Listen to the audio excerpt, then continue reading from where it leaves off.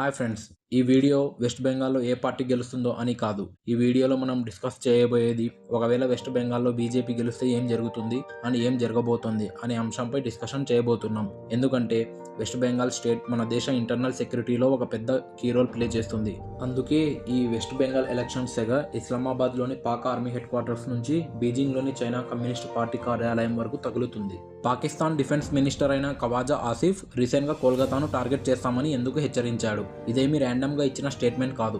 అసలు సరిహద్దుకు 1000 కిలోమీటర్ల దూరంలో ఉన్న నగరంపై వారికి ఎందుకు అంత కసి? దీని వెనుకున్న అసలు కారణం బెంగాల్ రాజకీయాల్లో రాబోయే పెను మార్పు. ఒకవేళ ఈ ఎలక్షన్స్లో బెంగాల్ కోటపై కాషాయం జెండా ఎగిరితే అది కేవలం ఒక ప్రభుత్వం మారడం మాత్రమే కాదు, భారతదేశ తూర్పు సరిహద్దుల్లో చైనా పాక్ కలిసి నిర్మించుకున్న క్రైమ్ అండ్ టెర్రర్ కారిడార్ కూలిపోవడమే. అసలు ఈ అంతర్జాతీయ కుట్ర ఏమిటి? వెస్ట్ బెంగాల్ ఎలక్షన్స్ అసలు ఈ పాక్ అండ్ చైనాకి ఎందుకు ఇంతలా ఇంపార్టెంట్ ఇస్తున్నాయి? బీజేపీ మేనిఫెస్టో అంతర్జాతీయ శక్తుల్ని ఎందుకు అంతలా వణికిస్తుంది? ఈ వీడియోలో పూర్తి వివరంగా తెలుసుకుందాం. ముందుగా ఇలాంటి ఇంట్రెస్టింగ్ వీడియోల కోసం మా ఛానల్ను సబ్స్క్రైబ్ చేసి పక్కనే ఉన్న బెల్ ఐకాన్ని ప్రెస్ చేయండి. ముందుగా బీజేపీ గెలిస్తే వెస్ట్ బెంగాల్లో ఎలాంటి డెవలప్మెంట్ చేంజెస్ జరుగుతాయో చూద్దాం. దీని తర్వాత పాక్ అండ్ చైనా వేస్తున్న మాస్టర్ ప్లాన్ అండ్ జియో పాలిటిక్స్లో వెస్ట్ బెంగాల్ స్టేట్ ఇంపార్టెన్స్ ఏంటో కూడా చాలా క్లియర్గా డిస్కస్ చేద్దాం. బీజేపీ ఎక్కడ పవర్లోకి వచ్చినా ఒక కామన్ ప్యాటర్న్ ఉంటుంది, అదే సెంట్రలైజేషన్ ఆఫ్ పవర్. బెంగాల్లో ఇప్పటి వరకు పాలిటిక్స్ అంటే లోకల్ క్యాడర్ పవర్, కానీ బీజేపీ వస్తే పవర్ అంతా ఢిల్లీ ఫ్రేమ్ వర్క్లోనే వెళ్తుంది. దీనివల్ల వచ్చే major change law and order. బెంగాల్లో ఇన్నేళ్లుగా మనం చూస్తున్న biggest criticism political violence. Elections వచ్చిందంటే చాలు గొడవలు, క్లాషెస్. బీజేపీ తన మేనిఫెస్టోలో చాలా క్లియర్గా చెప్పింది, పొలిటికల్ వైలెన్స్కి ఇంకా చోటు లేదని. స్ట్రిక్ట్ పోలీసింగ్, సెంట్రల్ ఏజెన్సీల ఇన్వాల్వ్మెంట్ పెంచి ఆ లోకల్ డామినెన్స్ని బ్రేక్ చేయడమే వీరి ఫస్ట్ టార్గెట్.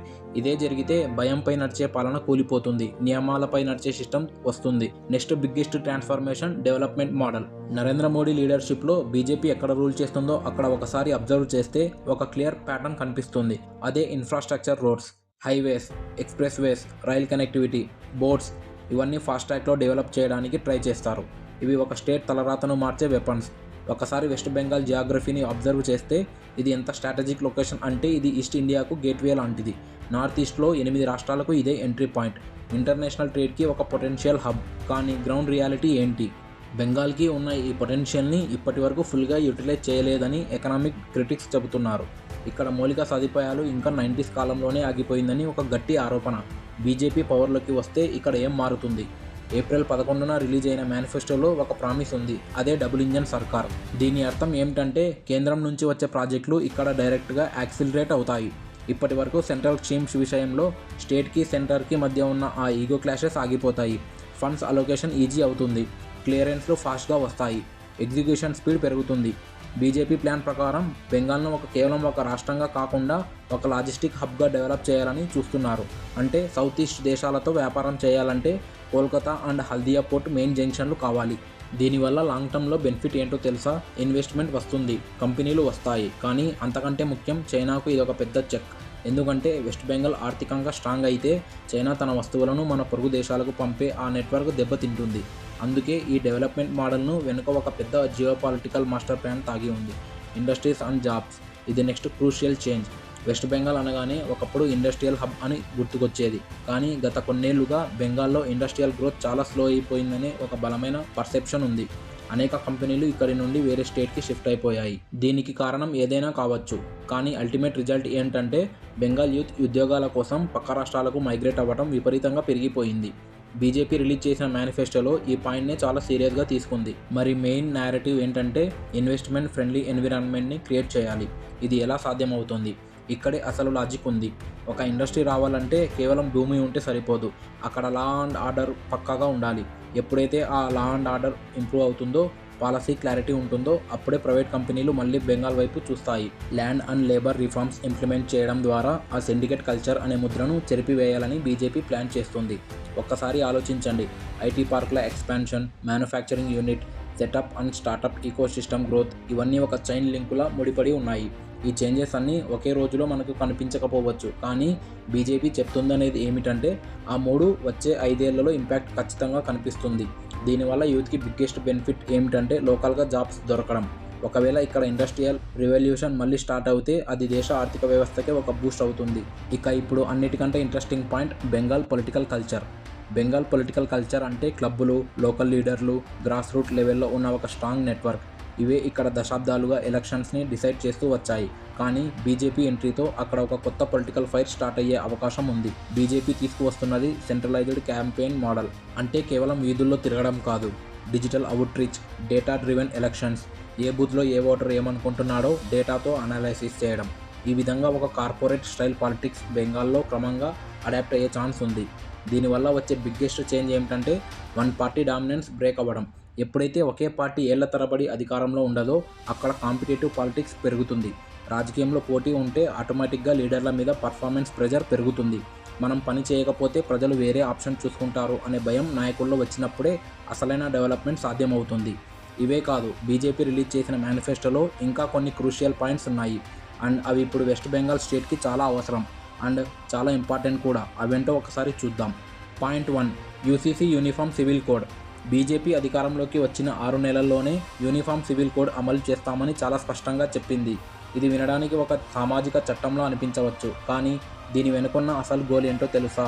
Identity fixing. ముఖ్యంగా మాల్దా, ముషీరాబాద్ లాంటి సరిహద్దు జిల్లాల్లో దశాబ్దాలుగా జరుగుతున్న డెమోగ్రఫిక్ చేంజ్కి ఇదొక పెద్ద బ్రేక్ వేస్తుంది. అక్రమంగా వచ్చి ఇక్కడ సెటిల్ అయ్యి స్థానిక రాజకీయాలను ప్రభావితం చేసే శక్తులకు ఇదొక డెత్ వారెంట్ లాంటిది. Point 2, zero infiltration and border security grid. ఇక్కడ బీజేపీ వాడిన పాయింట్ చాలా powerful. Detect, delete, deport. Bengal సరిహద్దులు అంటే మన దేశానికి ఉన్న ఒక వీక్ పాయింట్ అని శత్రు దేశాల నమ్మకం. అందుకే బీజేపీ ఈసారి బార్డర్ సెక్యూరిటీ గ్రిడ్ అనే కాన్సెప్ట్ను తెచ్చింది. ఇది మామూలు కంచె కాదు. దీనిలో హైటెక్ సెన్సార్లు, ఏఐ కెమెరాలు అండ్ 24/7 బార్డర్ని మానిటర్ చేసే డ్రోన్లు ఉంటాయి.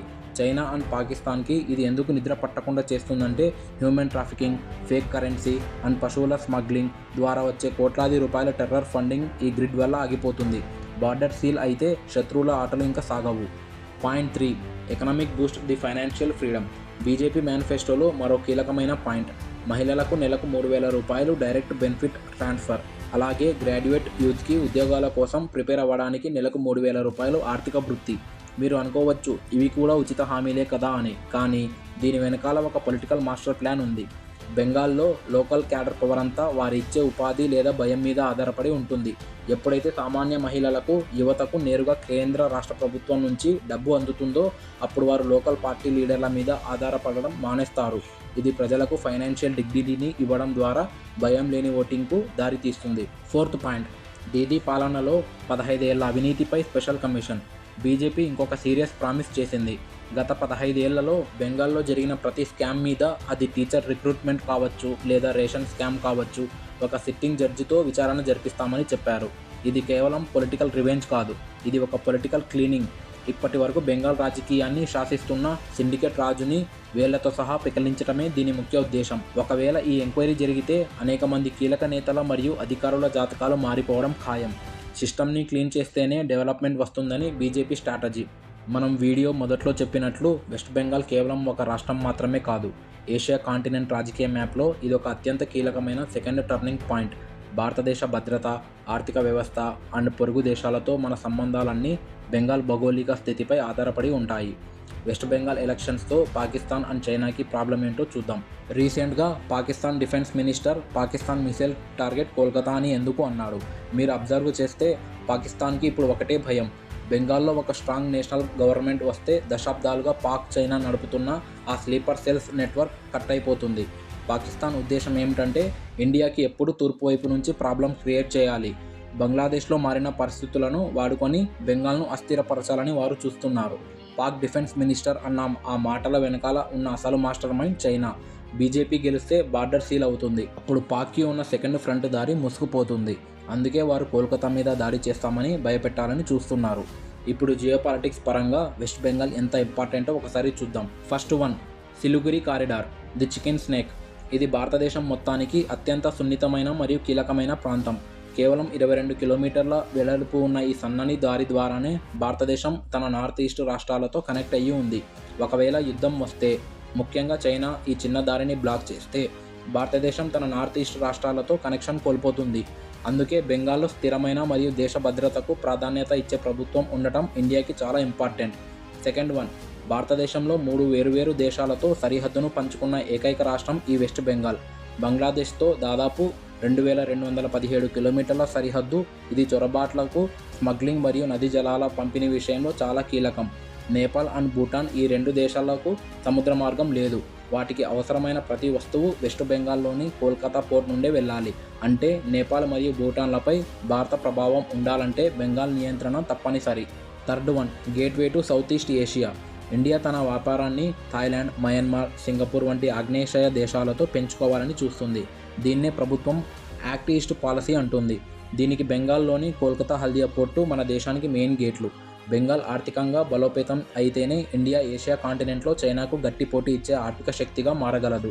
సింపుల్గా చెప్పాలంటే ఇండియా ఏషియా దేశాలతో పోర్ట్లు సంపాదించాలనుకున్నా, చైనా ఆధిపత్యాన్ని అడ్డుకోవాలనుకున్నా దానికి వెస్ట్ బెంగాల్ ఒక బ్రిడ్జ్ లాంటిది. Fourth one, China string of పెరల్స్కి చెక్. చైనా మన దేశం చుట్టూ ఉన్న దేశాల్లో పోర్ట్లు నిర్మించి మనల్ని చుట్టుముట్టాలని చూస్తుంది. కౌంటర్ స్ట్రాటజీ బంగ్లాదేశ్తో భారత్కు ఉన్న బలమైన సంబంధాలకు బెంగాల్ ఒక వారధి. బంగ్లాదేశ్లో చైనా పట్టు పెరగకుండా ఉండాలంటే బెంగాల్ సరిహద్దుల్లో బలమైన నిఘా మరియు రాజకీయ పట్టు ఉండాలి. బెంగాల్లో జరిగే ఏ చిన్న అస్థిరత అయినా చైనాకు అడ్వాంటేజ్గా మారుతుంది. సో ఫ్రెండ్స్, ఫైనల్గా మనం అర్థం చేసుకోవాల్సింది ఏమిటంటే 2026లో బెంగాల్లో జరగబోయేది కేవలం ఒక ఎన్నిక కాదు, అది భారతదేశ భవిష్యత్తులో నిర్ణయించే ఒక డిసిసివ్ మూమెంట్. ఒకవేళ బెంగాల్ కోట మీద బీజేపీ జెండా ఎగిరితే అది కేవలం ఒక ప్రభుత్వ మార్పు మాత్రమే కాదు, అది శత్రువుల గుండె మీద నిద్రపోయే ఒక సెక్యూరిటీ గ్రిడ్.